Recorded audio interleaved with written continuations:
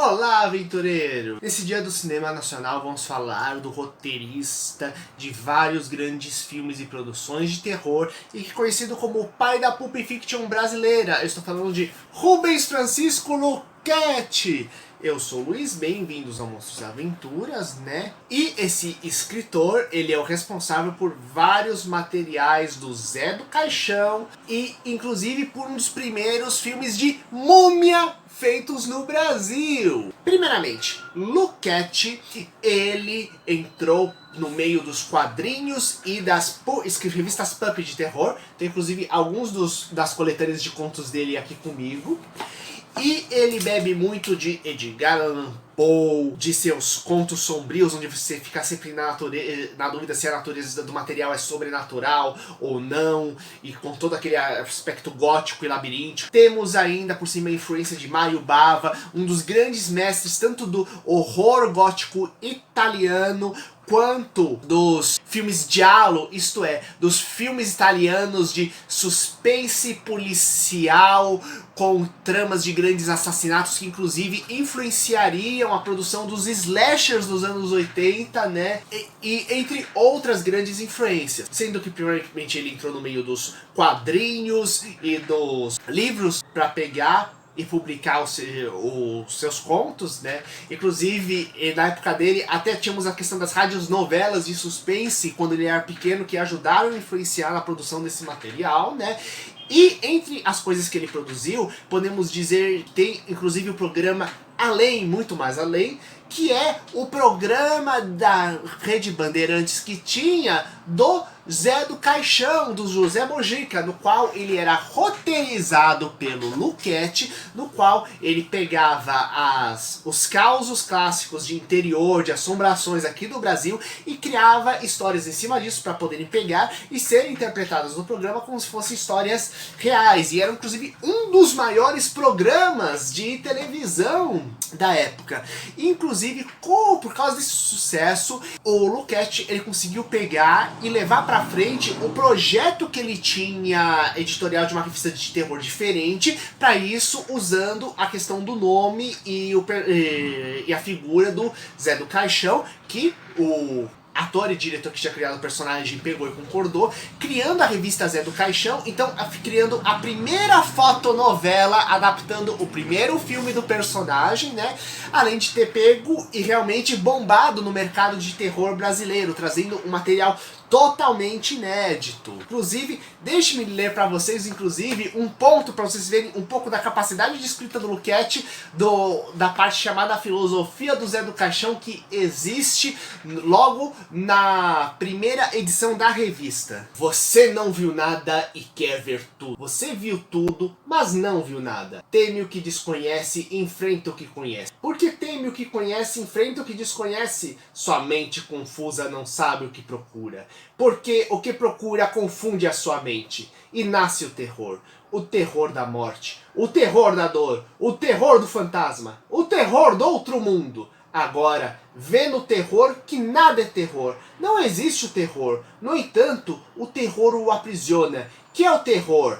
Ah, não aceito o terror porque o terror é você! Então, desse material extremamente bem escrito, que foi a revista, então era uma coletânea de quadrinhos, contos, fotonovela, o material fez tanto sucesso que cada edição nova eles pegavam e reimprimiam milhares de exemplares da edição anterior, né? Tanto que a revista só foi encerrada devido a uma série de problemas, não da produção do conteúdo, mas uma série de problemas editoriais de administração, organização e licenciamento da revista, que teve, na verdade, das instâncias superiores que administravam o material, né? Inclusive, uma outra coisa importante, que o programa do Zé do Caixão era principalmente das classes C e D, que pegavam e assistiam, né? Então havia muita ressalva de pegar e produzir a revista, por isso demorou muito tempo até ele conseguir o Luquete achar alguém que realmente pegasse e produzisse o material, por causa do seguinte conceito: ah, quem vê o Zé do Caixão mal sabe ler. Só que aí a revista vendeu milhares de exemplares, inclusive jogando por terra aquela coisa horrorosa que é falado que pobre não quer ler. Não, na verdade o pessoal não tem acesso a material de leitura. Isso que é o nem estímulo para ler. Esse que é o grande problema e que o Luquete mostrou como pegar e solucionar isso. Além disso, né, ele teria produzido outros materiais, né, e produzido o filme e criado o roteiro do filme O Exorcismo Negro, outro filme do Zé do Caixão, que é um dos meus favoritos, inclusive, né, e cujo nome existe justamente para poder pegar a onda do filme O Exorcista, que estava na época, sendo que nessa história temos uma trama metalinguística, no qual o José Mojica, o diretor que é do Zé do Caixão, ele interpreta a si mesmo, o diretor José Mojica, indo pegar e relaxar a cabeça depois de uma série de filmagens, e de repente sendo assombrado por um fantasma que parece ser o próprio Zé do Caixão. Então, o que diabos está acontecendo? E o que diabos é a melhor frase que define as coisas. Então, podem pegar, assistir na web, que vocês acham facilmente o filme, né? Inclusive, na minha opinião, é um dos com linguagem mais acessível, que inclusive tem do Zé do Caixão, considerando as linguagens que a gente está acostumado dos filmes de terror. E o Luquete chegou a, inclusive, até tentar rascunhar uma continuação da grande trilogia da Encarnação do Demônio do Zé do Caixão, né? Só que devido a brigas internas entre os dois, isso acabou não acontecendo.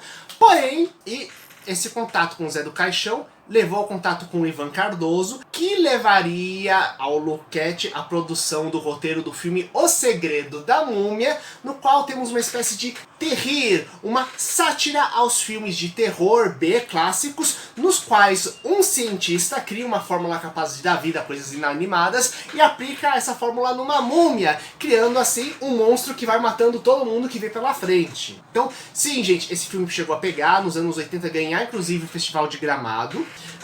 E temos, viu só, temos filme de múmia, temos bons filmes de terror, excelentes produções, até um roteiro que acabou sendo engavetado por causa dessa briga, de um desenho animado infantil do Zé do Caixão. Imagina só como teria se acontecido, se isso tivesse acontecido, aí várias outras produções, sendo que a partir daí ele continuou também no mundo dos quadrinhos fazendo outros materiais. Como eu disse, produção de contos não parou.